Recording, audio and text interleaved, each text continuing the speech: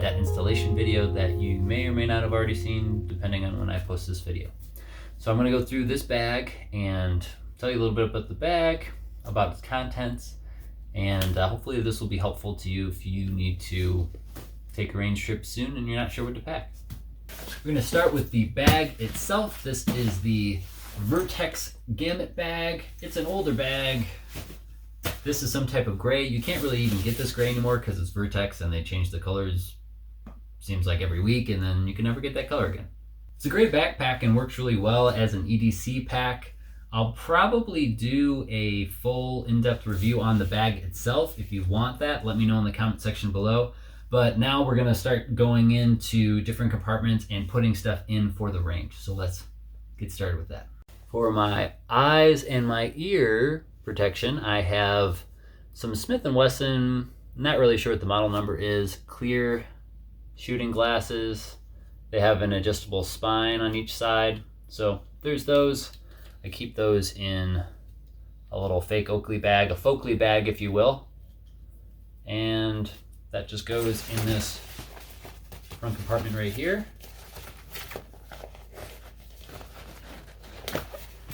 Like so.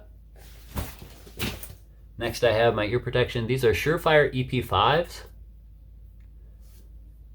And that's what they look like. They're supposed to help filter out certain decibel levels. I'm not sure how true that is, if it actually does, but these are what I will wear if I'm just doing in-ear. But typically if I'm at an indoor range, I will do in-ear and I'll do outside the ear, outside the waistband holster, outside the ear, ear protection, and that will be the Howard Light Impact Sports.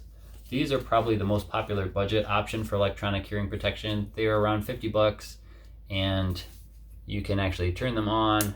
There's microphones that pick up noise and they'll actually amplify the sound around you so you can hear really well, but then if something really loud happens at a certain decibel level, it'll filter that out.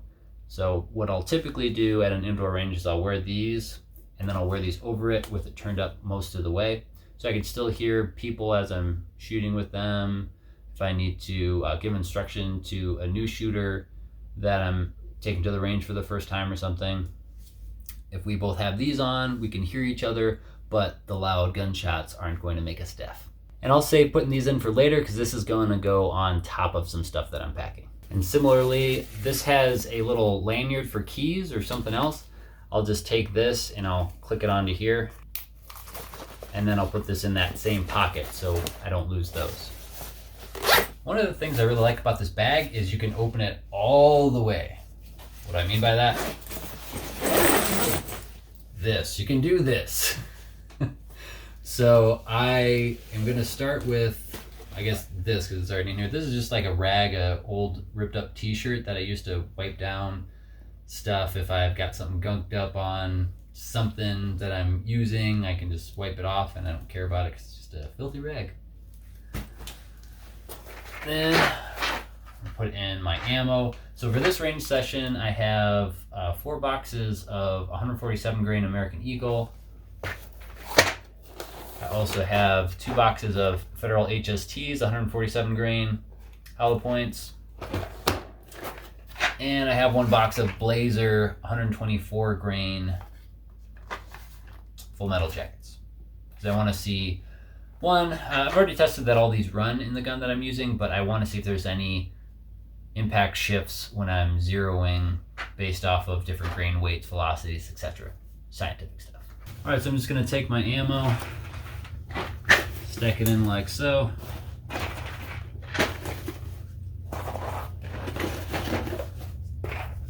then this last one fits right here.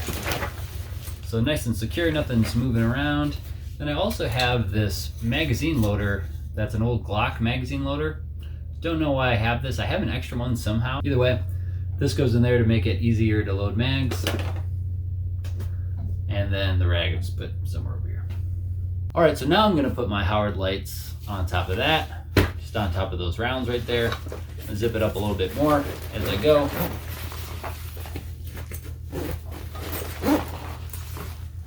And then I'm gonna put my tripod in there because I'm a YouTuber. And then if I wanted to, I would put in any extra mags that I already have preloaded for the range, or even the gun itself I could put in there, but I'm just going to be wearing this stuff, so I don't need to do that. The last things going in the main compartment are going to be targets. So I have this first target. I'll roll in a picture of it right now. I have multiple copies of it. This is what I'm going to use to zero in the red dot itself. It's a 25-yard zero at 10 yards. So at 10 yards, you put the target there and you shoot it, and it's got height over bore adjustment, so you know when you hit the one dot that you're aiming at, your impact should be the dot below it. That's how that works, but that's what I'm going to use to sight in the red dot. And then I have more targets for after I'm done doing that, just to have fun with my buddies. So this first one, you suck, it's not the gun targets. I'll roll in a couple pictures of those different targets. If you've taken that MDFI class, then you already know what that's about. And also another fun one, battle dots. This is a target that you can print out on an 8x10 piece of paper and compete with your buddies to see who, on a slow pace shooting range, so you don't have to worry about the FUDs, can get their color before the other guy gets their color. To play battle dots, or to battle, place the target at any distance you guys want, and then determine who's going to be the black dots and who's going to be the white dots as far as who's shooting what. And then you're going to take turns. So this is not a speed thing. It's not like a dueling tree or anything like that. It's all about accuracy. The fun thing is there's a lot of dots that are close to the other colors. So if you accidentally shoot the other person's dot instead of yours, that just helps them win faster. So it gets pretty interesting. It's pretty fun. I highly recommend playing battle dots with your friends. So those are fun. And these are going to go in this little laptop compartment right here. So these just slide right in there. Easy peasy. Now we'll go ahead and zip it up, and then I'll show you some front compartment stuff.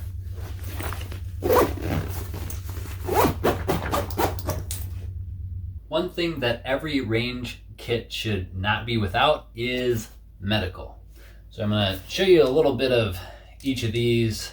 First we'll start with this because this is the quickest to go through. This is a CPR mask, and if I should need to administer CPR, it allows me to administer CPR without putting my mouth on the other person's mouth and without touching any blood or other fluids that might be out and about when I'm needing to administer CPR. So that goes with me in the bag. I'll show you where that goes. And then I also have the Condor EMT rip-away pouch. This is Velcro on the back, and I'll show you how this attaches via Velcro. But it has all sorts of goodies in here. We're patching people up. Gloves, gauze, SWAT T tourniquet in there, so I have an extra tourniquet. Also have little boo-boo band-aid type stuff that I can just easily pull out or drops out if I need to get to more important stuff. Sucking wounds, chest seals, Israeli bandage, stuff like that to patch someone up or myself up if something goes awry at the range. If you think about it, you're shooting with total strangers that could be anywhere in experience level from a tier whatever operator to someone who just bought their very first gun and just decided to go to the range and try it out. So this goes with me when I am doing any type of shooting, and pretty much wherever I go, I have something like this on me. This is a tourniquet holder by T-Rex Arms, and this holds a cat tourniquet. That's pretty much it as far as this goes. I'll show you how these two things attach now. Hey, remember this bag? Check it out. I've got Molly all along here in this little secret section. This is Velcro in Molly, and this is just Molly down here. So I put this CPR mask at the very bottom, and then I just Velcro this up towards the top. Then I can zip this all up.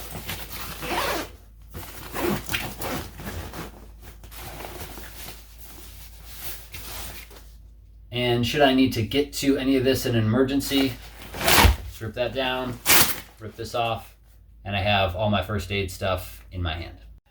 Almost forgot a couple kind of important things. Sharpie, or some type of way of marking your targets, and also the tool that you're going to need to adjust your optic. If you are zeroing an optic, you're going to need either a tool that comes with it, or you're going to need to bring some tool to make those windage and elevation adjustments. Also, water. Gotta stay hydrated.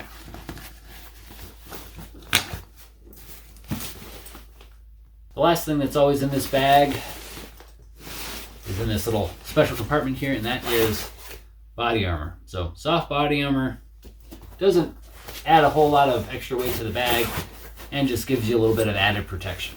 Well, that's going to do it for what I have in my range bag. I hope this gave you some ideas and maybe made you think of some things that you didn't think of before. If that happened, then I did my job. Again, this is not an in-depth review of this bag, just kind of skimming the surface. So if you want a full review of the bag itself, let me know in the comment section below and I'll do my best to get that out to you. And as always, thanks for watching. Stay free. God bless. Bye, honey. I'm off to the